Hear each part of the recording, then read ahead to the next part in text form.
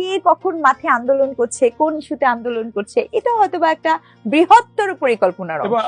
BNP Bangladesh জাতীয়তাবাদী দল সে চেয়েছিল একই দিনে গণভোট এবং ইলেকশন অনুষ্ঠিত হোক, তো সেটি বলা হয়েছে এবং সাশ্রয়ী কথাটা খুব গুরুত্বপূর্ণ ছিল ওনার বক্তব্যে, তাহলে ওনার এই বক্তব্য নেওয়া হয়েছে। আবার কিন্তু বিএনপির অনেকগুলো নোট অফ ডিসেন্ট ছিল যেটা আবার গণভোটের ইসের মধ্যে ছিল না, তো ওক্ষেত্রে মনে করেন বিএনপি পুরোপুরি খুশি হলো না।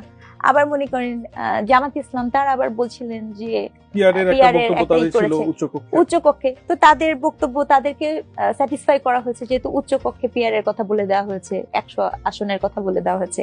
এনসিপি বলছিল হচ্ছে তারা প্রধান উপদেষ্টার স্বাক্ষরিত ওইটা চায়, সেটা আবার চলে যাচ্ছে হচ্ছে রাষ্ট্রপতির কাছে।